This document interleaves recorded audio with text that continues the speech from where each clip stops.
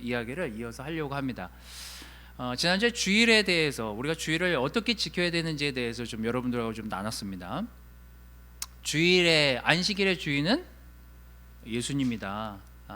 우리가 주일을 지키려고 하는 것은 그 시간 그때가 다가와서 지키는 것이 아니라 우리가 예수님을 기억하고 예수님을 기념하기 위해서 이 날이 우리에게 주어졌다는 사실을 꼭 기억하시면서 주일을 의미 있게 보내기를 바란다라고 지난주에 말씀을 드렸습니다. 오늘은 예배에 대해서 여러분들하고 말씀을 나누려고 하는데, 이제 코로나가 2년 가까이 지나오다 보니까 여러분도 아시다시피 뭐가 진정한 예배인가, 어디서 어떻게 드리는 것이, 또 어떤 마음으로 드리는 것이 진정한 예배인가에 대한 생각을 좀 저도 많이 해보게 됐습니다. 제가 이 교회에 와서 진짜 놀란 것 중에 하나는, 저는 굉장히 오랫동안 어려서부터 뭐 장로교회, 감리교회 이런 교회들을 많이 다녔었기 때문에요. 또 식구들이 거기서 또 역할들을 많이 하고 있었기 때문에 저는 뭐 교회에서 크다시피 한 사람이에요. 우리 아버님이 사찰 집사부터 시작해가지고 교회에서 어린 시절을 보냈으니까요. 제가 이제 이 교회 와서 처음 이제 여기 교회 방문해서 제일 충격적이었던 거, 그게 뭐였냐면 예배 분위기였어요. 사실은 너무 좀 경박하다고 좀 느꼈습니다. 뭐 여러분을 무시하려고 한 건 아니에요. 좀 경박하다고 느꼈어요. 왜 그러냐면 예배라는 게 의전이 있어야 되는 거 아닌가. 저희 때는 제가 예배 청년 때 예배를 드릴 때는 항상 성가대를 했었기 때문에 아침에 한 10시에 11시 예배면 10시쯤 성가대가 모여서 옷을 갈아입고 찬양 연습을 좀 미리 한 다음에 줄을 쭉 서 있어요. 그래서 목사님이 앞에 계시고, 그리고 뒤에 이제 찬양대가 이렇게 쭉 같이 따라서 들어가면서부터 예배가 시작이 되고, 목사님이 자리에 앉고 찬양단이 저쪽에 앉아서 성가대가 이렇게 찬양을 딱 하면은 예배가 시작되고, 그러면서 이제 예배가 이렇게 의전이 시작되거든요. 왔더니 너무 돗대기 시작인 거예요. 교회가 사람들이 예배 직전까지 너무 교제를 하느라 막 그냥 서서 막 떠들고 웃고 그러는데 좀 경박하다, 뭐 이런 생각이 좀 처음 들었습니다. 그리고 앉아서 저는 이제 예배를 준비해야 된다는 생각에 앉아서 이렇게 묵묵히 기도를 하고 있는데 너무 시끄러우니까 기도가 잘 되지는 않더라고요. 이제 예배를 드리는 내내 좀 어떤 불편한 마음들이 좀 마음에 좀 자리를 잡고 있었습니다. 뭐 물론 말씀이라든지 또 성찬을 나누는 그때 당시에 형제자매들의 모습은 굉장히 진솔해 보이고 진심이 담긴 모습들을 볼 수 있어 그건 좋았는데, 하여튼 예배의 전반적인 분위기 자체가 좀 아니다 이런 생각이 좀 들었습니다. 이 의전을 되게 중요하게 생각하는 데가 어디냐면, 어디죠? 네, 캐톨릭이죠. 캐톨릭은 저희보다 예배 시간도 길고 또 의전 자체를 굉장히 중요하게 생각을 합니다. 그래서 여러분들이 그 무슨 그 천주교 방송 같은 거 이렇게 TV로 나오는 방송 같은 거 보시면 가끔 거기도 온라인으로 이제 예배하는 걸 이렇게 봐서 저도 이제 처음부터 끝까지 한번 본 적이 있거든요. 의식이 굉장히 많고 기존 교회의 이런 예배 의전보다 훨씬 더 복잡하고 다양한 의전들이 이렇게 실행이 되고 있습니다.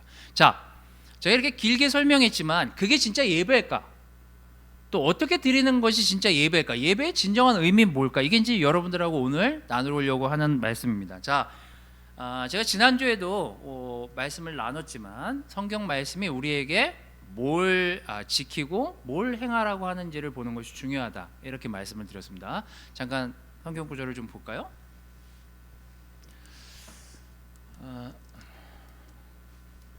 네, 오늘이 네 번째, 올바른 예배를 드린다. 그 의미가 뭘까? 마태복음 15장 7절에서 9절 말씀을 좀 보도록 하겠습니다. 예수님이 이렇게 말씀하시죠. 거기 모인 사람들에게 이렇게 말씀하십니다. 위선자들아, 바로 너희와 같은 사람들을 두고 이사야가 다음과 같이 잘 예언하였다. 이 백성이 입술로는 나를 존경하나 마음은 내게서 멀리 떠나 있다. 그들은 사람이 만든 법을 마치 내 교훈인 것처럼 가르치고 있으니 나를 헛되이 예배하고 있다. 자, 이걸 놓고 본다면 의전이 중요한 건가요? 예수님을 기억하고 예수님을 찬양하고 경배하는 게 중요한 거예요. 이거 뭐 답이 분명하죠. 자, 이거는 이제 예수님이 이사야가 다음과 같이 잘 예언하였다. 여러분 성경책 들고 오신 분들은 그 밑에 보시면은 주석이 달려 있습니다. 주석은 뭐죠? 예수님이 누굴 인용해서 말씀하신 거죠? 이사야서를 인용하셨음을 밝히고 계십니다. 그래서 제가 이사야서를 그 밑에 나와 있는 내용을 가져왔습니다. 더 자세히 나와 있어요. 이사야서에는 뭐라고 얘기했는지. 자, 그 밑에 주석에 보면 이사야서 29장 13절 말씀을 인용하셨어요. 예수님이 뭐라고 인용하셨는지. 여호와께서 이렇게 말씀하셨다. 이 백성이 입으로는 나를 가까이 하고 입술로는 나를 존경하나 마음은 내게서 멀리 떠나 있다.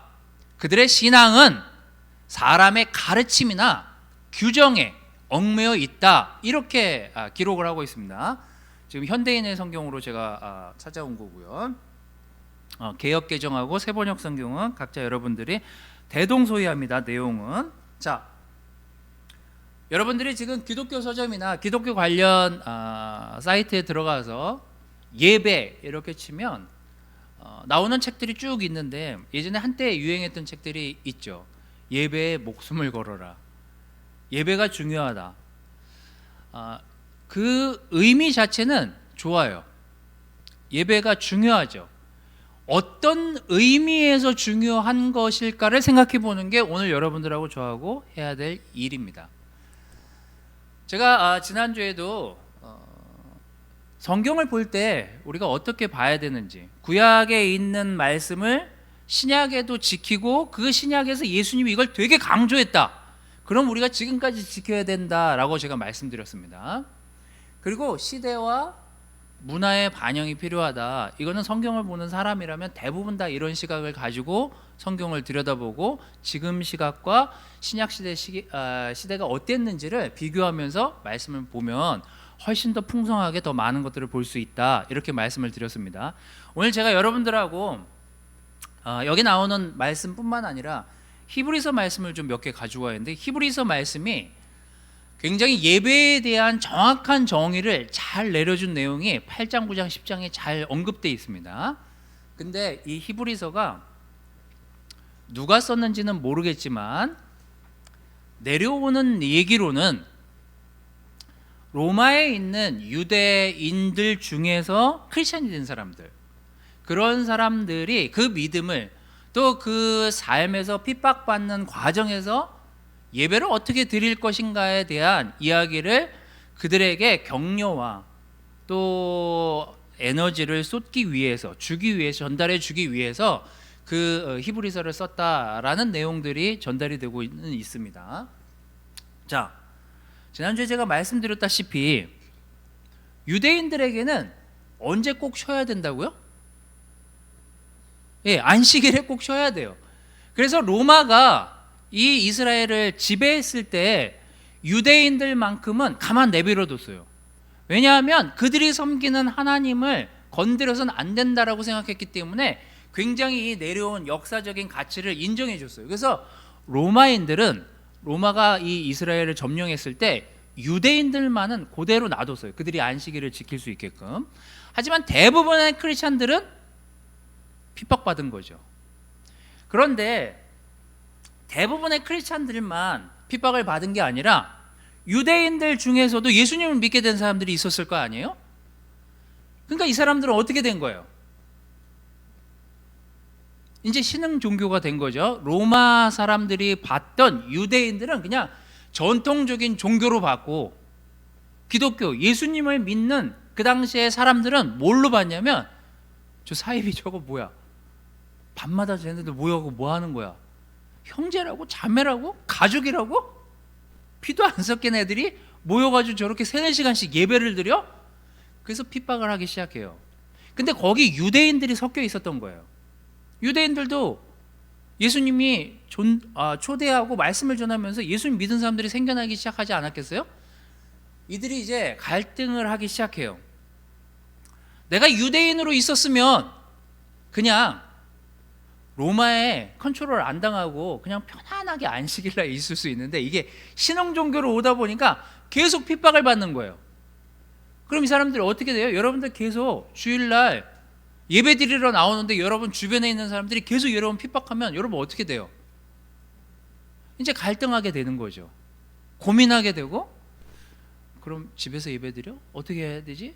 어떻게 예배 드리는 게 맞는 거지? 막 이러면서 자꾸 유대교로 다시 회귀를 하려고 하는 거예요, 이 사람들이.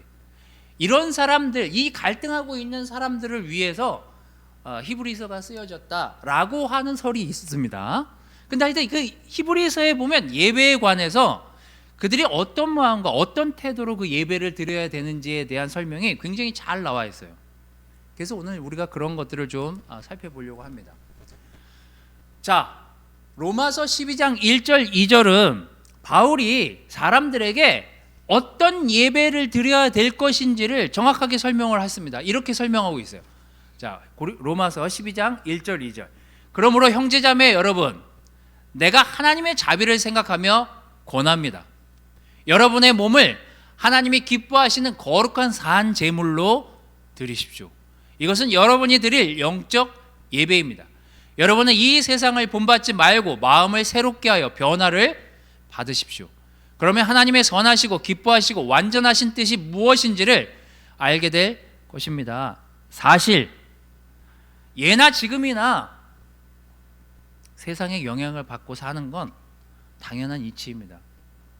일주일 동안 우리는 믿는 사람보다 믿지 않는 사람들과 훨씬 더 많은 접촉을 하게 되기 때문이죠. 그래서 우리는 영향을 사실 받을 수밖에 없어요. 저도 사실 설교 말씀을 준비하고 큐티를 하고 뭐 말씀을 읽곤 하지만 그 외에 제가 보는 게 뭐예요? 뉴스. 제가 점심 저녁 형제자매들 만나는 거 빼놓고 대부분 이렇게 지하철이나 이런 데서 이렇게 보면은 뉴스 보잖아요. 뉴스 보면 자꾸 거기에 몰입을 하게 돼요. 그럼 어떻게 영향을 받는 거예요? 내가 세상에 영향을 주는 게 아니라 세상이 나한테 영향을 주게 되는 걸 느끼게 되는 거죠. 그래서 바울은 예배를 드릴 때 어떻게 예배를 드려야 되는지를 이렇게 설명합니다. 세상을 본받지 말아라. 그리고 마음을 새롭게 해라. 그리고 하나님의 기뻐하시고 완전하신 뜻이 무엇인지를 분별하면서 예배에 참석했으면 좋겠다. 이게 바울의 권고입니다. 자, 정말 예배의 의미, 또 우리가 진정으로 하나님께 드리는 그 예배란 무엇일까를 묻는다면 저는 첫 번째로 진짜 마음이 준비된 상태에서 예배를 드리고 있는가, 이걸 생각하면서 여러분들이 예배를 드리시기를 바랍니다. 지금 제가 뭐 형제자매들, 많은 형제자매들이랑 시간을 보내다 보면 듣던 얘기들이지만 이제 가끔 저한테 뭐 이르는 사람도 있잖아요. 누워서 예배 본대요 우리 남편이, 뭐 이런 사람도 있고, 그게 맞습니까? 뭐 이런 사람도 있고, 좀 예배 볼 때 좀 식탁에 좀 얌전히 다소곳이 앉아 있으면 좋겠는데 꼭 예배 시간에 전에 커피를 타놓으면 되는데 꼭 그 시간에 누가 성찬 나는데 커피를 타 먹어요. 그게 열받아요. 뭐 이렇게 얘기하시는 분들도 있고, 하여튼 예배가 전반적으로 집에서 예배를 드리니까 산만해진 것 같다는 생각이 들긴 들었습니다만, 자, 우리가 어떤 상황에서 어떤 위치에서 예배를 드리든지 간에 예배는 그 예배를 드리기 전에 내가 마음이 하나님께 갈 준비가 되었는지를 생각해 보는 차원에서 시작을 해야 그 예배가 온전한 예배로서의 가치를 가질 수 있다. 그게 성경에 이제 나오는 내용들입니다. 요한복음 4장 23절 24절 말씀을 좀 보도록 하겠습니다. 예전에도 한번 작년에도 한번 읽었던 구절인데, 예수님이 우물가에서 한 여인과 대화를 하면서 이렇게 말씀을 전하시죠. 아버지께 진정으로 예배하는 사람들이 영적인 진실한 예배를 드릴 때가 오는데 바로 이때이다. 아버지께서는 이렇게 예배하는 사람을 찾으신다. 하나님은 영이시다. 그래서 예배하는 사람은 영적인 진실한 예배를 드려야 하는 것이다. 자, 여기 의전이 나옵니까? 아니면 어떤 예식이 나옵니까? 아니면 이런 순서로 예배를 드려라, 이런 내용이 나오진 않죠. 주일에 대해서, 안식일에 대해서도 지난주에 얘기했지만 예배의 완성도 우리가 예수님을 더듬어 찾아가는 과정에서 내가 예수님께 감사한 것, 예수님께 내 마음을 드리고 싶어하는 그 마음, 예수님이 이렇게 정점을 찍으신 게 안식일의 주인이 누구야? 안식일의 주인은 나야. 이렇게 정점을 찍으신 다음에 안식일의 개념이 뭐였어요? 뭘 순서를 이렇게 막 예식을 갖춰서 제물을 드리고 뭐 하는 제물이 문제가 아니라 이 안식일의 주인이 나니 이제는 나를 예배하는 걸로 바꿔. 이게 지금 예수님이 신약 시대에 내리신 결론이잖아요. 예배도 마찬가지예요. 우리가 야곱이 예배 드렸잖아요. 누구한테 예배 드렸어요? 하나님께 예배 드렸죠. 어떻게 해요? 단을 쌓잖아요. 단을 쌓고 예배를 드리지 말라는 게 아니에요. 어떻게 예배를 드리고 어떤 마음으로 하나님께 나아가고 있는지 그게 되게 중요하다라고 보는 거죠. 자, 구약에도 그렇게 예배를 드렸지만 신약에 예수님이 우리에게 너희가 이렇게 예배를 드려 라고 하면서 정의를 내리신 게 이거예요. 예배하는 사람은 영적인 진실한 예배를 나에게 드려라. 이게 예수님이 우리에게 내리신 정의예요. 자, 그 다음에 예식이 되게 중요하고 그럼 이런 절차에 의해서 예배를 드려. 그러면 예수님이 거기다 언급을 하셨겠죠. 자, 찬양대가 한 2곡 하고 그 다음에 누가 나와가지고 거룩하게 기도하고 그 다음에 말씀을 전하고 그 다음에 누군가 축도를 하고 그 다음에 끝내. 이렇게 나와야죠. 예배가 순서가. 근데 이제 예수님이 이런 말씀을 하신 다음에 제자들도 예배에 대해서 특별하게 언급한 내용들이 나오지가 않아요. 그럼 뭐예요? 예배의 완성도 결국은 뭐예요? 예수님 때문에 예배를 드리는 거예요. 우리 지금 예수님 말씀 들으려고 지금 여기 모여서 예배 드리고 있는 거 아니에요? 저 보려고 오신 건 아니잖아요. 예배는 우리가 어느 장소, 어느 시간에 있던지 예배를 드리려는 나의 태도, 마음, 그것이 매우 중요하다라는 걸 예수님은 가르치고 싶으셨던 거예요. 자, 히브리서 9절에서 10절 말씀은 이렇게 기록을 합니다. 자, 이 성막은 현 시대를 위한 비유입니다. 우리 주중에 레위기에 대해서 배우고 있지만 지난주에도 속건제에 대해서 배웠지만 막 제물을 드리고 내가 지은 죄 때문에 하나님께 나아가고 이런 게 아니라, 자, 지금은 신약 시대고 예수님이 돌아가시고 나서 이 성막은 현 시대를 위한 비유입니다. 이 제도에 따라 예물과 제사를 드리지만 제사를 드리긴 했던 것 같아요. 이것이 예배드리는 사람의 양심을 깨끗하게 할 수는 없습니다. 그것들은 다만 먹고 마시는 것과 몸을 씻는 여러 가지 외적인 의식에 불과한 것으로서 새로운 제도를 세울 때까지만 적용되는 규정들입니다. 자, 새로운 제도가 생겼어요. 그게 누구예요? 예수님을 기념해라. 예수님을 예배해라. 이게 새로운 제도가 된 거예요. 그래서 우리가 지금 온라인으로 예배를 드리든지 차 안에서 예배를 드리든지 지금 여기 나와서 예배를 드리든지 무엇이 중요한가? 내가 온 마음과 진실한 마음을 담아서 내가 하나님께 예수님께 예배를 드리고 있는지, 내가 그 태도로 지금 이 말씀과 이 기도를 드리고 있는지, 그것이 가장 중요하다라는 것입니다. 자, 그러면 혼자 드리는 예배 그게 좋은가요? 아니면 여럿이 모여서 드리는 예배가 좋은가요? 어느 게 좋은가요? 저는 혼자 드리고 혼자서 찬양하고 혼자서 하나님께 예배 드리는 그 예배도 너무 좋고 중요하게 생각이 드지만 모여서 예배 드리는 그 예배도 너무 중요하다라는 생각이 듭니다. 지금은 많이 희박해졌어요. 2년 동안 저희들이 모이지 않고 이 코로나 때문에 예배를 이렇게 그룹별 단위로 나와가지고 지금 예배를 드리고 있기 때문에 우리가 좀 희박해지긴 했지만 모여서 드리는 예배가 저는 이렇게 개인이 소규모로 드리는 예배보다 훨씬 더 풍성한, 훨씬 더 영적인 많은 것들을 얻어갈 수 있다라고 확신하는 사람입니다. 히브리서 10장 1절 2절 말씀을 좀 보도록 하겠습니다. 여기 이렇게 구절에 나와 있네요. 율법은 앞으로 올 좋은 일의 그림자에 불과하며 실체 그 자체가 아닙니다. 그러므로 해마다 계속 드리는 똑같은 제사로는 예배드리러 나오는 사람들을 완전하게 할 수 없습니다. 만일 그것이 가능했다면 예배드리는 사람들이 단번에 깨끗하게 되어 다시는 죄의식을 갖지 않았을 것이며 제물을 드리는 일도 그만두었을 것입니다. 이 구절이 왜 중요하냐면요, 예전에는 죄를 짓거나 문제가 있거나 좀 뭔가 자기가 해결해야 될 일이 있으면 누굴 찾아가요? 제물을 들고, 지난주에 우리 주중에 나눴던 말씀처럼 그냥 제사장 찾아가면 돼요. 혼자서 조용히 찾아가서 제가 죽을 죄를 졌습니다. 제가 죽일 놈입니다. 제가 이런 잘못을 했습니다. 그리고 제사장하고 얘기하고 예물을 드리고 기도하고 그리고 돌아오면 돼요. 시대가 바뀌었죠. 그걸로는 완전해질 수가 없다고요. 그럼 어떻게 해야 될까요? 신약시대, 또 신약시대 이후를 살고 있는 우리는 어떻게 해야 될까요?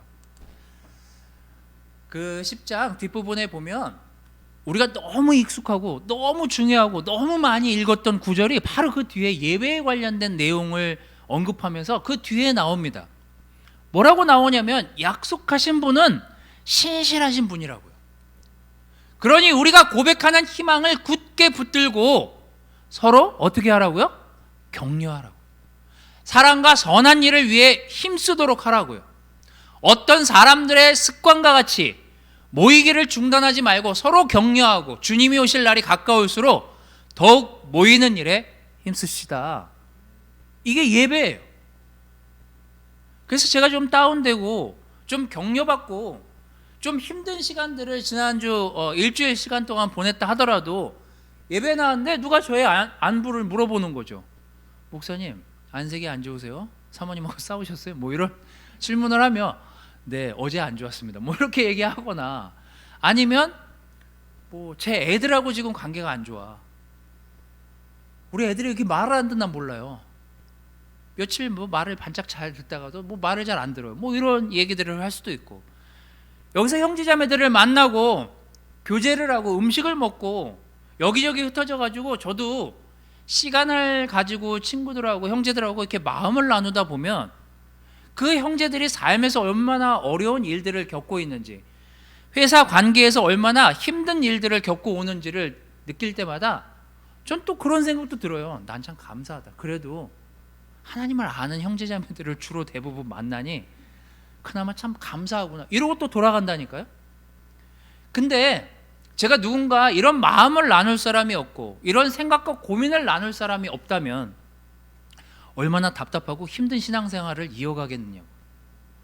그래서 저는 이 모이는 예배, 함께 드렸던 예배가 즐거웠고 감사하고 그게 기뻤던 이유 중에 하나가 뭔가 생각해 보니까요, 지나고 나서 생각해 보니 우리가 정말 애써 모여서 우리의 마음을 나누고 또 말씀을 들은 것들, 지난주에 지난 시간들에 대한 이야기들을 듣는 것만으로도 나에게 참 격려와 도전이 된 시간들이었구나. 그래서 모여서 우리가 함께 드리는 예배가 참 격려가 됐었던 거구나. 참 그게 의미 있는 일이었구나라는 것들을 새삼 좀 많이 알게 됐습니다. 저는 따로따로 가족이 드리는 예배, 또 개인이 드리는 예배도 굉장히 좋고 하나님께 개인적으로 다가가서 예배를 드리고 하나님께 나아가는 내 모습도 너무 좋지만 함께 드리는 우리의 모임의 이 예배들, 함께 모여서 왁자지껄 하나님을 찬양하고 기쁘게 떠들고 기쁘게 찬양하고 기쁘게 교제하는 그 모습, 그게 예배의 또 전체의 모습이 아닐까라는 생각이 듭니다. 머지않아 우리가 그렇게 될 날을 기대하고는 있지만 저는 모여서 예배 드리기를 격려드리고 또 힘써 그렇게 되는 저희 교회 형제자매들이 됐으면 좋겠습니다. 자, 마지막으로 규칙적으로 예배가 주는 안정감이 있죠. 규칙적으로 드리는 예배가 주는 안정감이 있습니다. 자, 이거는 그냥 거기 한 장짜리로 해왔기 때문에 사도행전 3장 1절 말씀만 제가 옆에 적어왔습니다. 제가 이렇게 신약 성경에 우리 제자들이 활동했던 시간들의 구절들을 이렇게 들여다보면 정해진 시간에 정해진 기도 시간, 정해진 기도처로 가서 이렇게 예배를 드리고 기도하는 장면들을 이렇게 군데군데 보게 되죠. 이날도 안진뱅이를 고친 그 시간에 사실 베드로와 요한은 성전에 뭐 하러 가고 있었어요? 기도 시간에 맞춰 기도하러 가고 있었던 시간이었어요. 가만 생각해 보십시오. 어떤지 모르겠지만 우리가 항상 우리 아까 유튜브에도 제가 올라오기 전에 이렇게 글을 올렸지만 거기 이제 글 올리신 분들 보면 뭐 찬양 준비해 주시는 분들에게 감사해요. 뭐 여기 성찬해 주시는 분들, 여기 예배 준비해 주시는 분들에게 감사해요. 몇몇 분들의 수고가 우리에게 좀 안정감을 주는 이 예배를 움직이고 또 진행시키게 만들죠.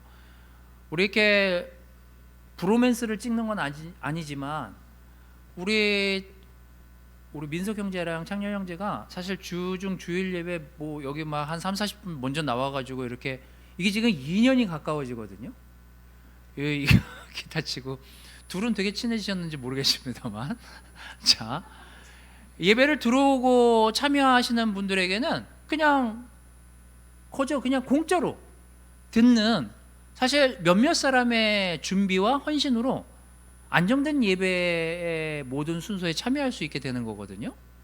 우리 사실 이전에는 그분들의 수고에 대해서 그렇게 많이 생각해 보지는 않았는데 이게 코로나 시간이 길어지다 보니까 예배 시간에 누군가 나와서 무언가를 준비해주고 그 예배가 잘 진행될 수 있도록 서포트해주는 분들에 대한 고마움들이 생겨나기 시작하는 걸 보면서 저는 어떤 딱 정해진 예배 시간이 주는 안정감이 또 우리에게 있구나 라는 생각이 들어서 그것 또한 감사한 일이라는 생각이 듭니다.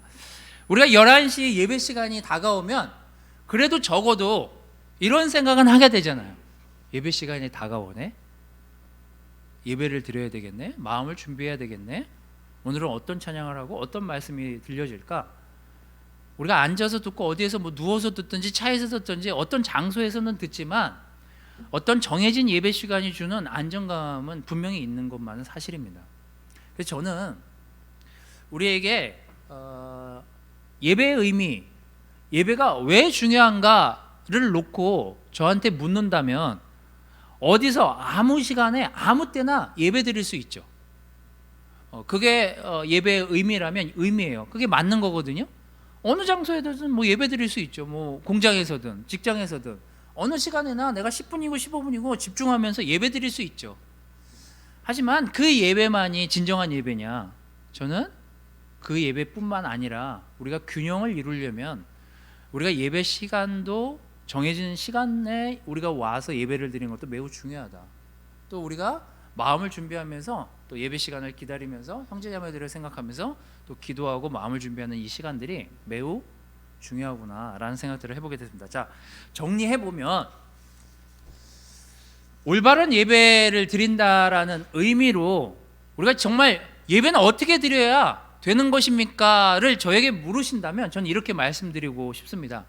우리는 오늘 마음이 준비된 예배를 드리고 있습니까? 우리가 매주 드리는 주중 예배나 주일 예배나 우리가 그런 마음의 자세로 이 자리에 또는 나와 하나님의 예배로 참석하고 있는지 그런 것들 한번 여러분들이 생각해 보시기를 바라고요.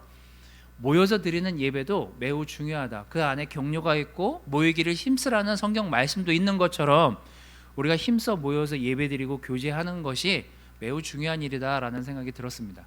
규칙적으로 예배가 주는 안정감이 있음을 여러분들이 기억하시기를 바라요. 제가 이 명절에 저는 이제 부모님이 다 돌아가셔가지고 저희 아버님 어머님이 다 돌아가셔가지고 이 아버님 어머님이 주시는 구심점이라는 게 굉장히 놀라웠구나라는 걸 참 많이 느끼게 돼요. 이제 몇 해 전에 아버님 돌아가시고 나서는 이 형제들이 이 명절 때가 이 아버님 때문에 모였는데 이 아버지가 돌아가시고 나니까 아버지 돌아가시고 나서는 형제들이 이렇게 모이는 게 좀 이렇게 소원해지더라고요. 이게 구심점이 주는 힘이 있더라고요. 저는 명절에 여러분들이 가족들을 만나시고 가족들이랑 같이 교제하실 시간이 이제 우리들에게 이제 주어졌는데 누군가 구심점이 돼서 거기에서 같이 모여서 말씀을 읽고 또 누군가 주도해서 예배를 드리고 함께 하나님께 나아갈 수 있는 그런 시간을 마련한다는 것, 그건 구심점 없이 굉장히 힘든 일이라는 생각이 듭니다. 명절 시간 여러분들이 기쁘고 즐겁게 가족들하고 좋은 시간을 보내시고 잘 섬기시기를 바라고 우리의 각각의 자리에서 각각의 위치에서 하나님과 좋은 예배를 드리시면서 한 주간 건강하게 잘 지내셨다가 다음 주에 건강한 모습으로 다시 뵙기를 희망합니다. 말씀을 마치도록 하겠습니다.